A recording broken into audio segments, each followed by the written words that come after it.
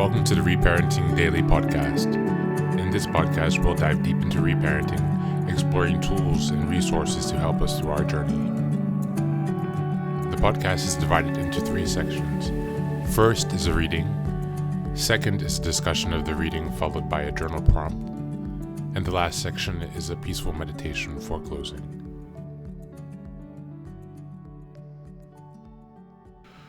Today's reading is from ACA's Big Red Book. It's from section 1 and chapter 2. We're on page 29. Verbal and emotional abuse. Verbal and emotional abuse can be just as damaging as physical abuse, even though there are no visible bruises. The body is badly bruised on the inside. We have just been called vulgar names and labeled wrongly. We have been judged as inferior or unintelligent. We have been called no good.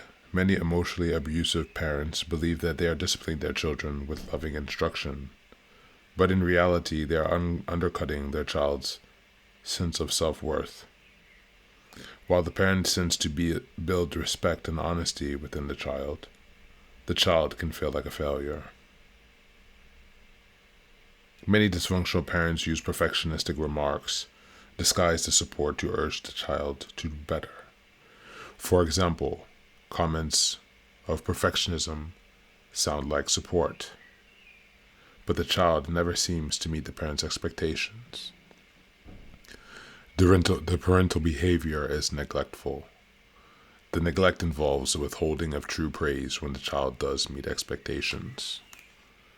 Without true praise, the child or teen does not feel valued and safe. The child feels he must perform or do well to earn a parent's love. Some neglectful parents will use silence to cover up their hurtful behavior. In the case, the parents avoid talking to the child for several days following a family disagreement. Feeling abandoned, the child would apologize even if the parent was clearly hurtful during the argument. This means that the parent was clearly wrong, but the child is coerced through silence to apologize. Adults subjected to this kind of treatment often have difficulty understanding how verbal and emotional abuse affected them as children and teens. They wonder if they are making a big deal out of nothing, but their addiction, codependence, or many forms of fear are evidence that something occurred before adulthood. They were not born to be addicts or codependents. They had help. When confronted with the effects of verbal and emotional abuse in the ACA, we usually resist. We could not believe that the people who said they loved us or cared for us would lie. If we were called lazy, disgraceful, or shameful, it must be true, since the words came from the most important people in our lives. If we kept an open mind, we learned that this verbal abuse presented as love, but a loving parent does not say these things to a child. And that's the reading for today.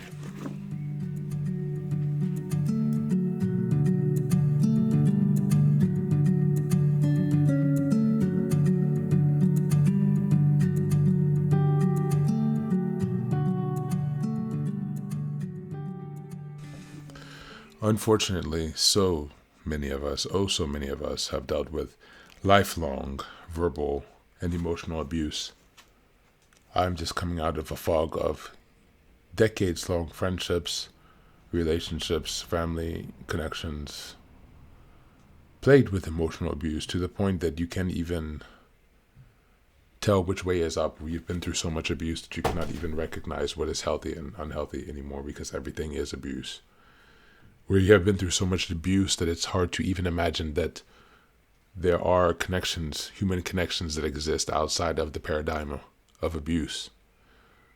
It's sad to reach that level where you cannot imagine it's possible to have a human connection without abuse present. I felt myself reaching to that point lately, to be honest.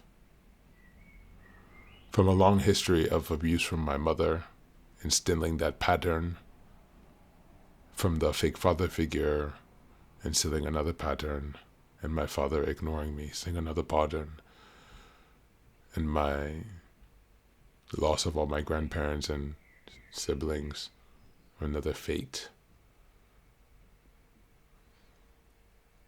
This reading perhaps calls us to reflect on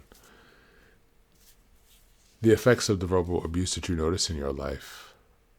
Are you a victim? Or are you a perpetrator?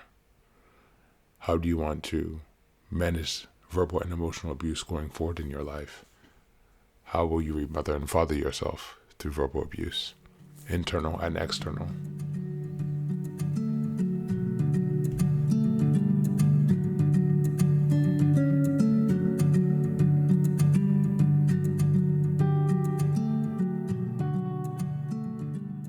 And now, let us move on to the final section, the meditation. This is an unguided meditation.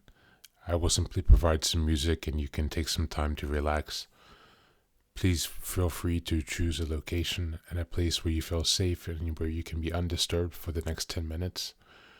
You can choose to be sitting down, standing, as you like, wherever you are most comfortable. Thank you for being here and enjoy the meditation.